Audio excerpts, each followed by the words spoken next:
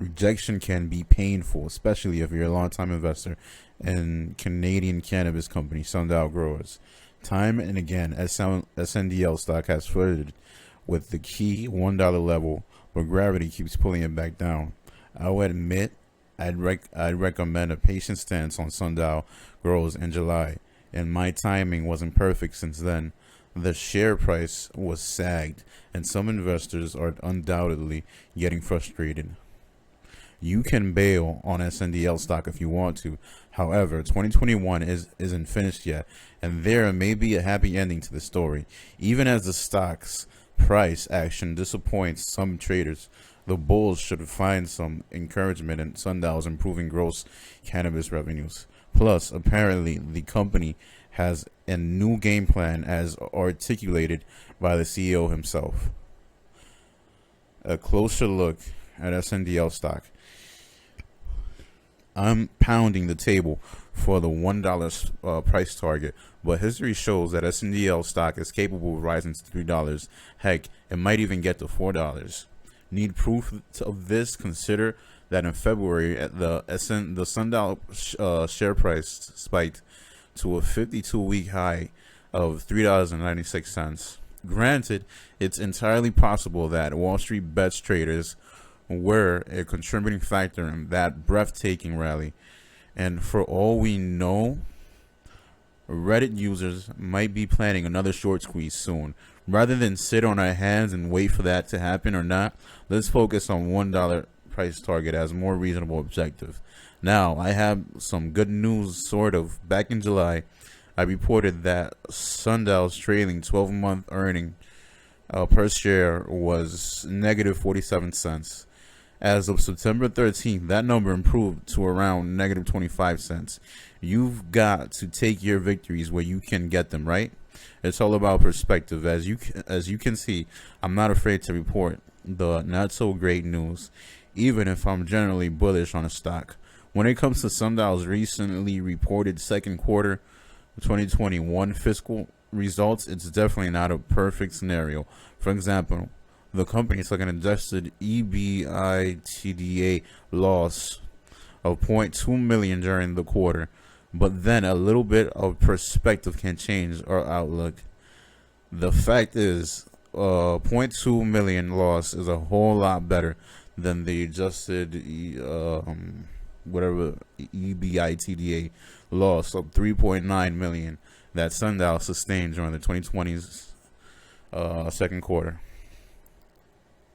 Then it goes into this, and then moreover, Sundial's quarterly net loss of $52.3 million compared favorably to $60.4 million, a net loss from the prior year quarter.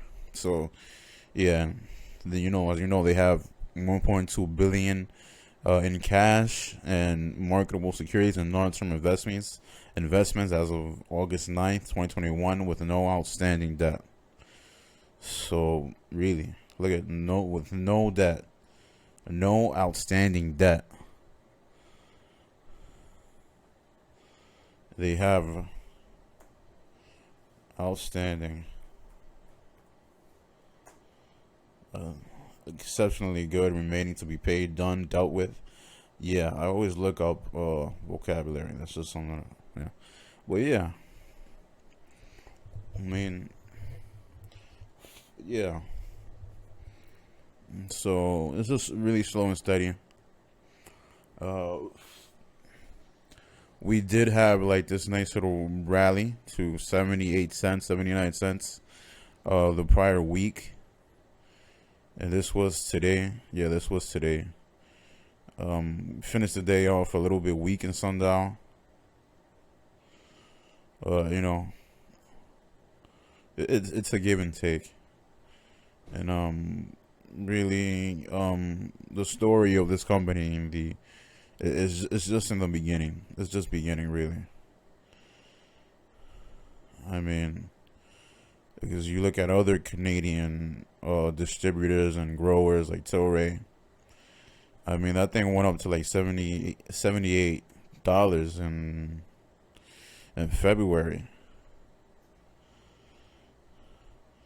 And I think it got even higher like the prior year. What was that? Let me see. Yeah, 78 cents. Yeah, so we were.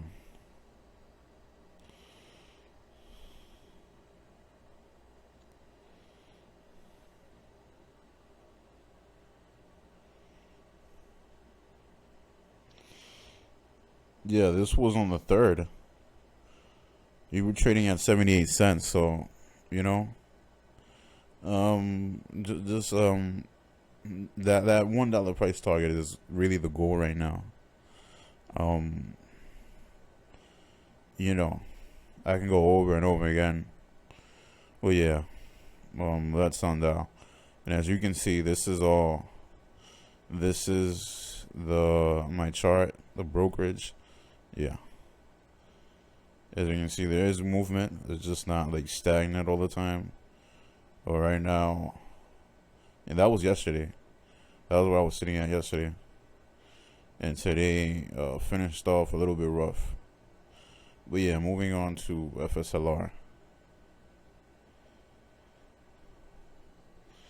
Institutional owners, 941 total. 903 long only, 10 short only, 28 long and short. Shares outstanding, 106,318,905.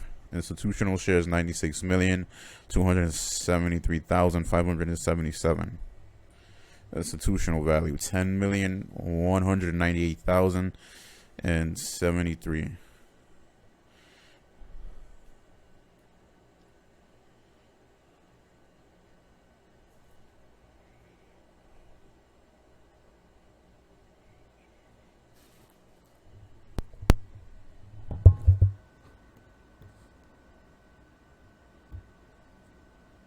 Institutional ownership and shareholders. First Solar, Incorporated, U.S., FSLR, has 941 institutional owners and shareholders, aka shareholding pattern, that have filed 13D/G or 13F forms with the Securities Exchange Commission, SEC. These institutions hold a total of 96,273,577 shares. Largest shareholders include BlackRock Incorporated, Wellington Management Group LLP, Vanguard Group Inc., Invesco Limited, Susquehanna International Group, LLP, HFMCX, the Hartford Midcap Fund Class A, State Street Corp., Schroeder Investment Management Group, VTSMX, Vanguard Total Stock Market Index Fund Investor Shares, and Susquehanna International Group, LLP. First Solar Incorporated, U.S., FSLR, institutional ownership structure shows current positions in the company by institutions and funds, as well as latest changes in position size. Major shareholders can include individual investors, mutual funds, hedge funds, or institutions. The Schedule 13D indicates that the investor holds, or held, more than 5% of the company and intends, or intended, to actively pursue a change in business strategy. Schedule 13G indicates a passive investment of over 5%.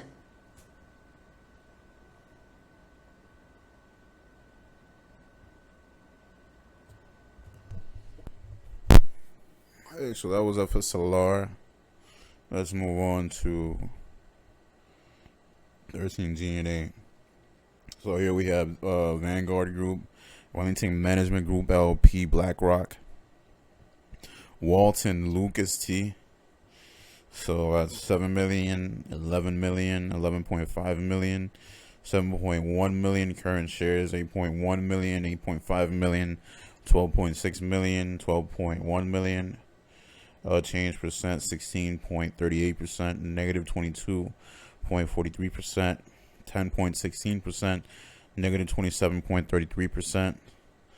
Ownership percent, change percent, 1594.94, negative 22.46, 10.9, and negative 26.87.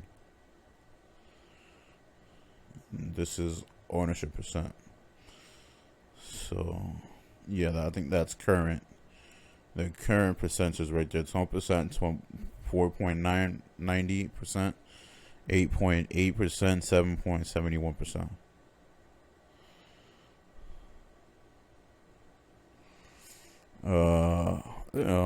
How much was that? 900 and what? 941. So, let's go over the really big orders. So, this is Vanguard Small Cap Fund. Bought at $88.90. How many shares? This was reported on the 30th of August. 2,381,323. So yeah, shares changed. I may want to open another window. I always get confused and reading that. I always have to know which is which. Cost basis. Yeah, cost basis was 4,631. Profit 561. And those are really good returns right here. I mean, so if you put that on a calculator, that comes out to be times 1,000. So I mean, that's probably in translation, that's probably around 70,000. 70 million.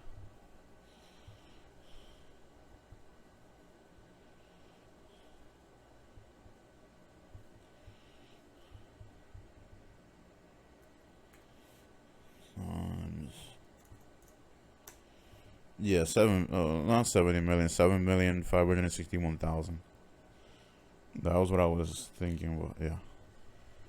But yeah, there's all good returns from Vanguard. You got Vanguard here. They bought 1.2 million shares. And this comes out to be right, 3,849,000.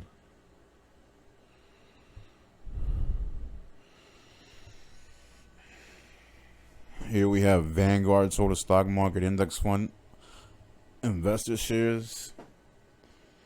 Wow, these are enormous. Yeah, that's about the same. That's 2.7 million. And this is profit, right? So, no, you got profit. Cost basis. Yeah. Where are we? Okay, yeah. So this is cost basis, profit, return.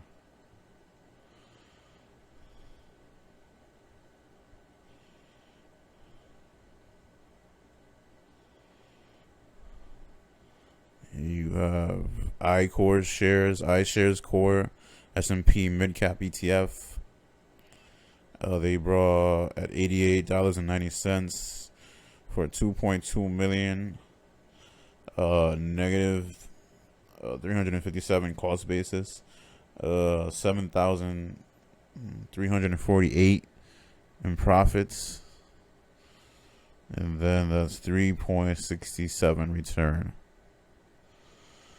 And you can feel free to pause if you want. It's a lot.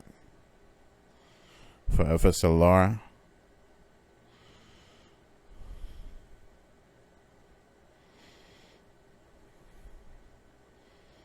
I probably might not even have to go back that far, but let me just do that. State Street Corp, Royal Bank of Canada, Truist Financial Group, Man Group PLC, Okudo Quantitative Strategies LP, Ameriprise Financial Incorporated, Quebec Wealth Management LLC, Fiduciary Trust Company, Pictet Asset Management Ltd, .72 Asset Management, Marathon Capital Management, Parallax Volatility Advisors, Perpetual Investment Strategy, Investment Management Ltd,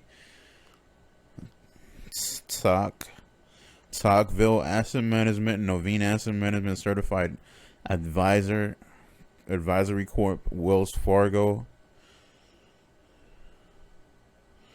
Yeah, well, this is what for FSLR. So you can imagine the volume that gets traded in this company.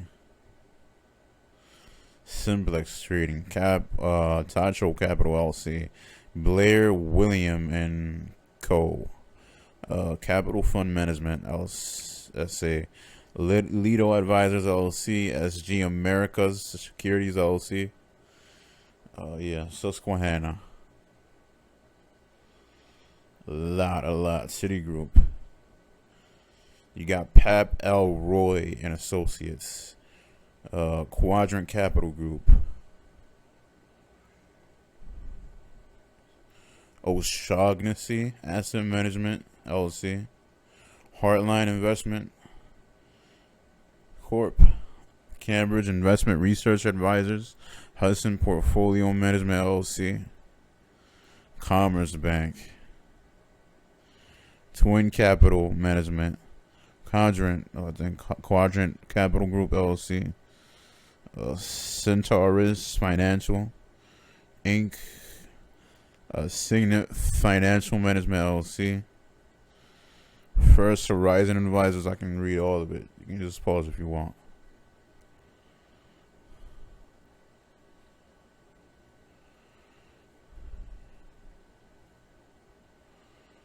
Yeah, just pause it. It's a lot of orders, a lot of filings here, and reported prices. Yeah.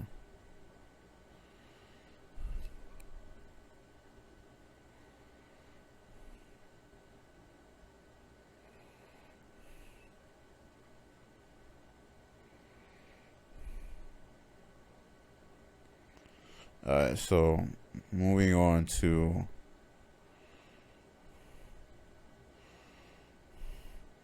insider trading. To the insider trading report. I don't think. Wow.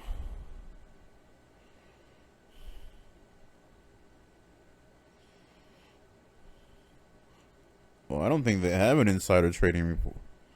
I don't think there's it's probably public.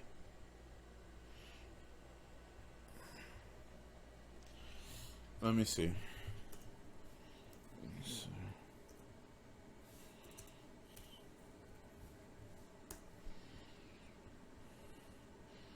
Yeah, they have it. Okay, FSLR. Shares outstanding 106,318,905. Total insiders 44. Insider roster and profitability metrics. Here you have, who's this? George's Antoine, I think that's how you pronounce that. Chief Commercial Officer. Michael J. O'Hearn, Director. Alan Sharonell, Director. Bradley Alexander, R. Chief Financial Officer. Brown James G. Jr., EVP, Global Business Development. Patrick James Bueller, Chief Quality and Officer. Christopher Buter, EVP Human Resources. Carol Campbell, EVP Human Resources. Richard D. Chapman, Director. Philip DeJohn, Chief Operating Officer. Dim Bort, Jason E., General Counsel. David E. Eaglesham,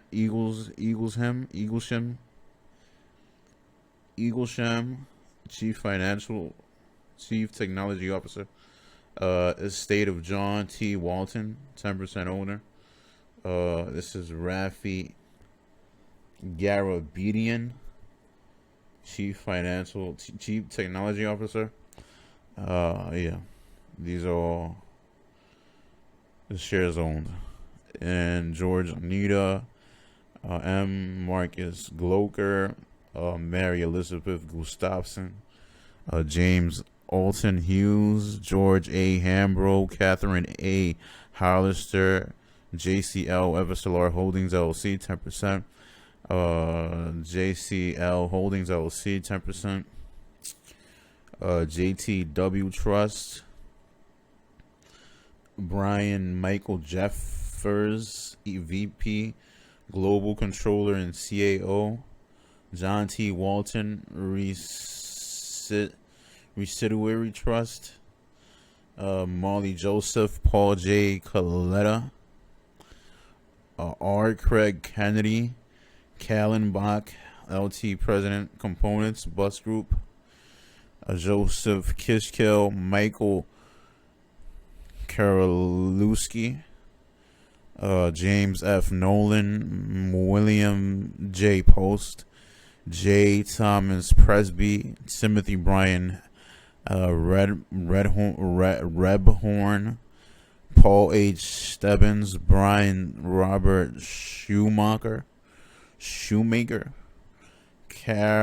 Caroline Stockdale, EVP HR Communications, Michael T. Sweeney, Director, Jose H. Villarreal, Director, Kuntal Kumar Verma, Chief, what is that, MFG, Engineering Officer, Lucas T. Walton, 10% owner, Maha Wessels, EVP Global Public Affairs, Mark R. Widmar, Chief Executive Officer and Director. Okay, so that was a lot. I couldn't add that. I just wanted to read that. I didn't have the AI read it. It's okay.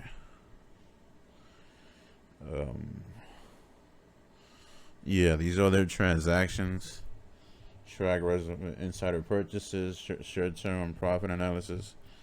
So yeah, so this is Presby, J. Thomas, Hambro, George A. Sweeney, Michael T. Chapman, Richard D. And yeah, and there's all max profits. So $45,870, $164,258, $71,640, so $33,190.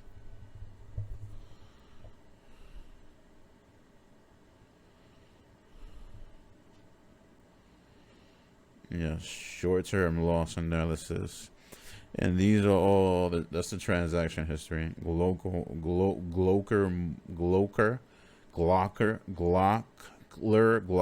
Marcus.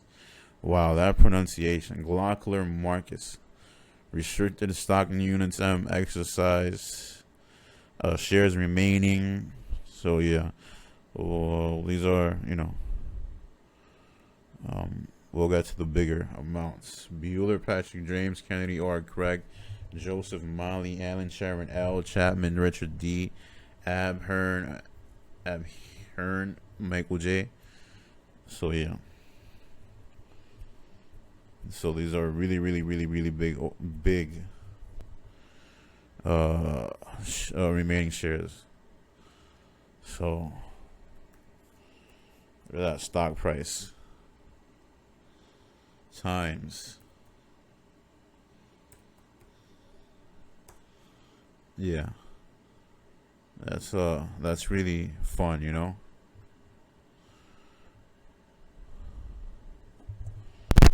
That's a lot of money.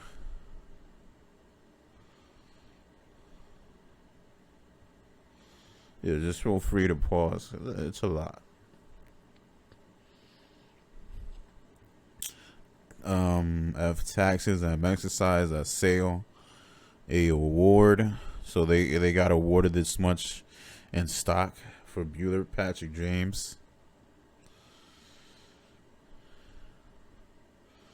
This is Glockler Marcus, FSLR common stock, M exercise.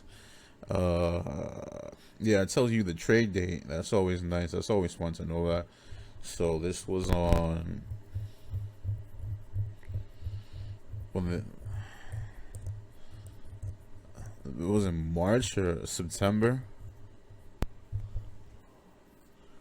I always get lost with these dates because I think, right, the date This was the 3rd of September, because I think, yeah, forgive me. This is like, right, the month goes here, the day goes here. Just forgive me for that, because whatever. Yeah. Widmer Mark R. Jeffers Brian Michael. So yeah, let me just punch this inside the calculator.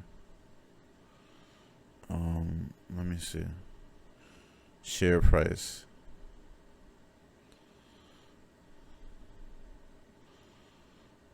Share price. So we go to 72. Let's say 73, 70 cents times. That's 568,000. $100,000. That comes out to be $3,505,761 with 60 cents. Wow. No, so these are, that's pretty fun, The reason I like to do this is because I know, just confident, you stick to something and you persevere.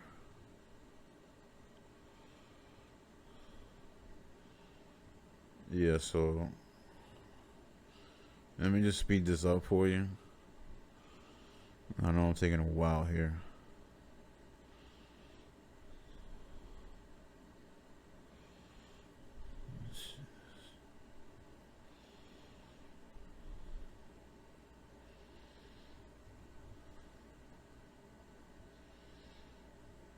Oh, so I think, yeah, I was right. The month goes in the middle and the day goes last. Yeah. I always get mixed up with that. Yeah, so these transactions go back, you can see, as far as back as 2019. And even more than that, even farther.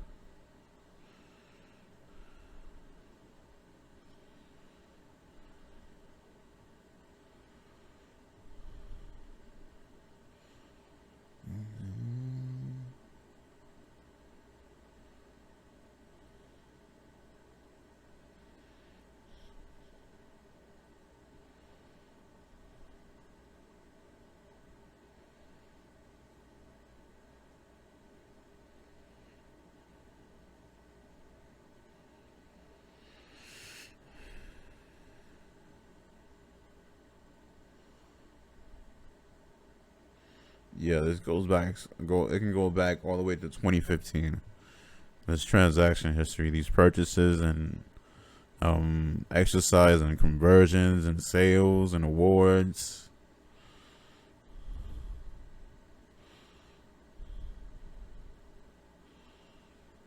2013.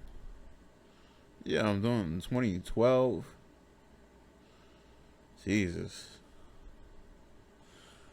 Well, yeah, that's FSLR, insider trading report, and those are all their purchases, and if you're still looking at it, just if you want to go back, rewind it, and pause, and just look at all that, you can do that, whatever. That's cool. But yeah, it came a little bit hard for me to gather up my thoughts on SNDL. But really, SNDL is just really something that takes time. And I believe that the company is still in its infancy.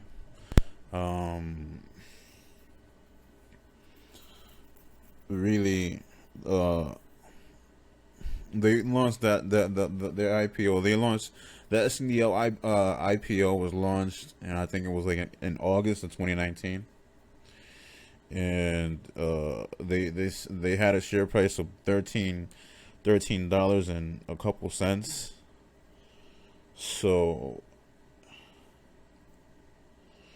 it's just really hard to gather my thoughts now, but I continue to be positive. I continue to be bullish on that stock. I haven't added it on to my position, but as the days go by and the months go by, It'll all start to culminate because well, really the company has no debt, and it has a lot of cash on hand, and it has a lot of as the article said, a lot of, let me see, let me go back.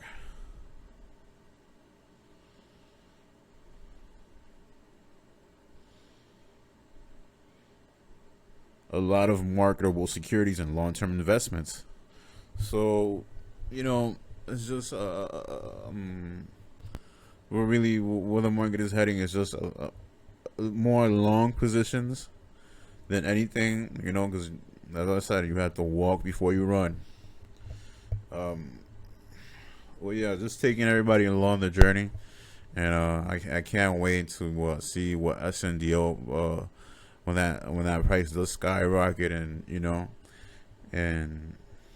that'll be really fun. So stick around. Coming up, tune in with more. I'm coming with more uploads this week, and yeah, stay around. Thanks.